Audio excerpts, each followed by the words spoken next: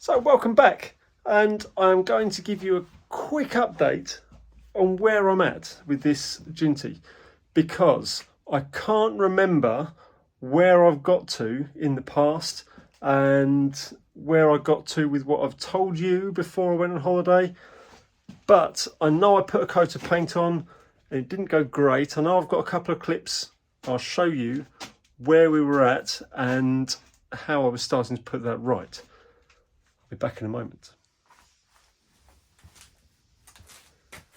So, as we saw, the paint hadn't gone great.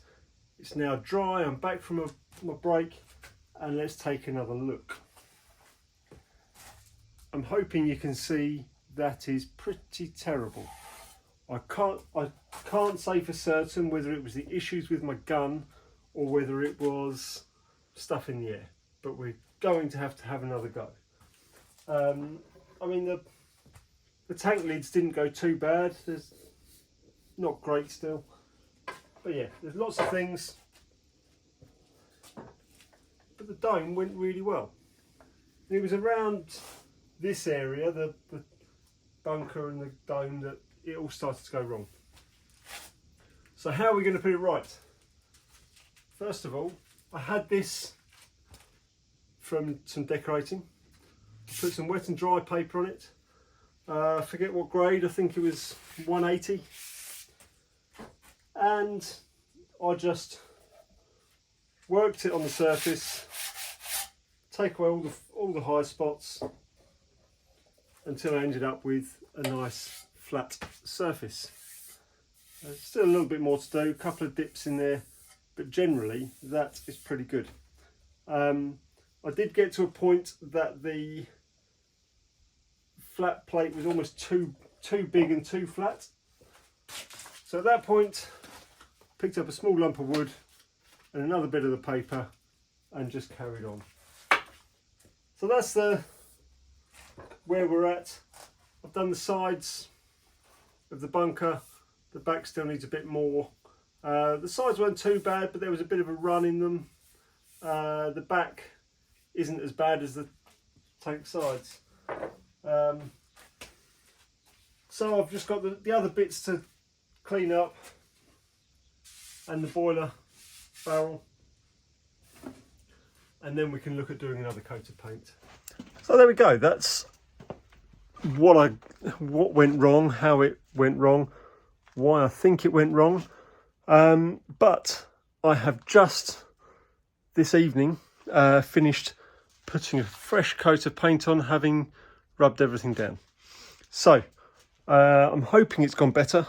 I don't like to come in and investigate too much once I've put paint on because it disturbs it, but I'll try and show you from a distance, and I don't think it looks too bad, so have a look. As I say, I don't want to get too close. Bear in mind, this wasn't sort of a full repaint, and I'm not after a perfect job, I'm just after it being better than it was. But I don't think that looks too bad. But in between coats, I've also started doing a bit to the engine as well, because I wanted to still be out here. My wife's got friends around, so I've been relegated to the workshop. Bonus.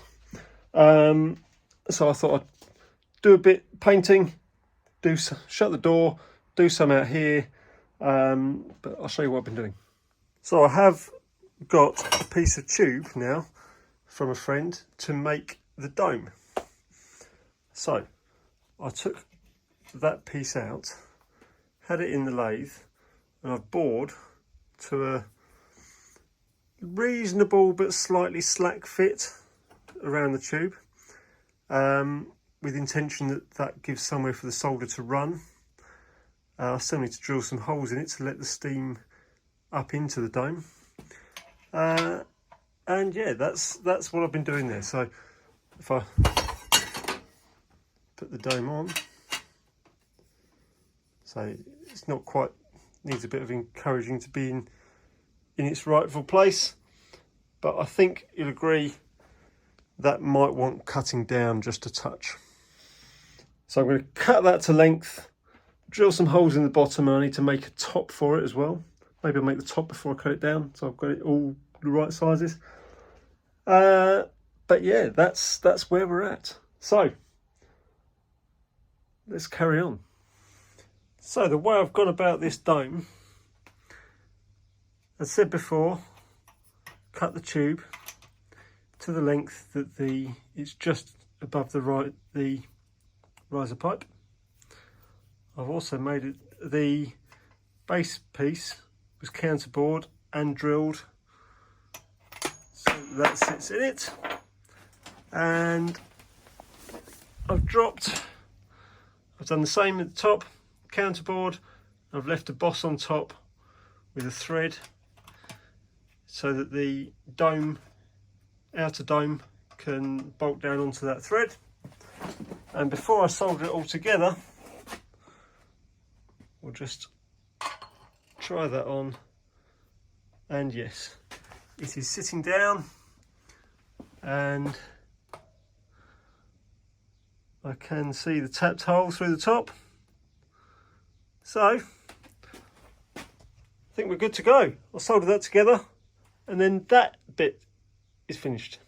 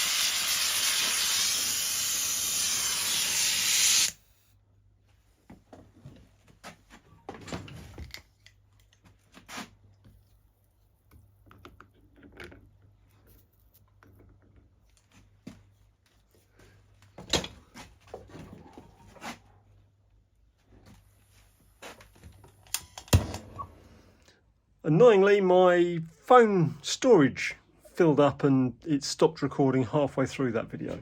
But I did do the top end as well. So that's now ready to cool down and then be properly fitted to the engine. But that can wait for another day when it has cooled down. So I'm going to leave it there and we'll be back in a minute. So that is now bolted on for good. I've used stainless steel bolts and then mild steel nuts, but the bolts are done up tight so they bottom out, and then the nuts are just, well, I didn't actually have to do it, but I put it on so that I could then tighten up the nuts like on a stud.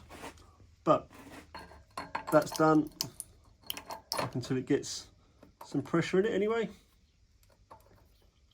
Put that on for now.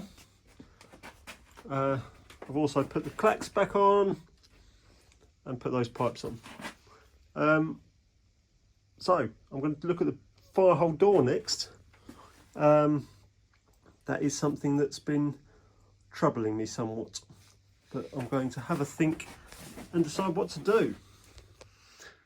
So I found the old door, which is hinged. The old boiler had a piece of bronze with a hole through it soldered to the boiler. That went missing a long time ago. So what I've done, I've made a ring. So I've got two options. I could either drill and tap the boiler or find some other way of holding it. So I've turned this ring, which fits in nicely. I'll show it to you in the engine. So that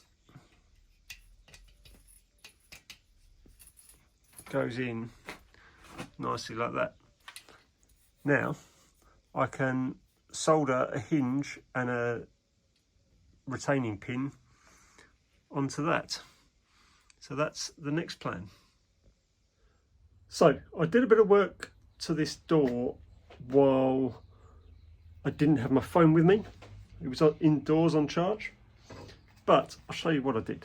I found a bit of bar that was about the right fit between those two hinges. Goes in lovely. I then drilled a hole near the end, which was the right size for the pin, so the pin could go through. The door then sat nicely on the end like that. Oh. With the hole in the end there, I then put it in the mill and took a little bit away so that as the door shuts, because the door hinge is down at that, so as the door shuts, it could come down just underneath like so, and then hinge nicely. I then offered it up to the door ring, marked it with the door on there, marked a line, filed it to shape, and that is where we're at. Let me show you. So that piece goes between the hinges as so. Got that the wrong way up. Drop that again.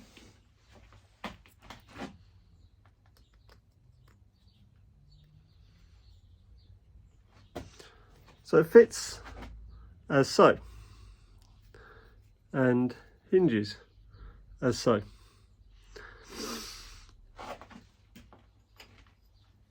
With the door ring fitting nicely on there. So the next job will be to silver solder the two pieces together, and then they can be then I've got to do something for the other side with the latch. You can see it sits a bit proud of the ring. That doesn't matter too much because the copper sticks out slightly from the back head, so that'll fit that'll go nicely. So we'll solder them together as so. I may even file it down a little bit afterwards, but that is how we've done the door hinge.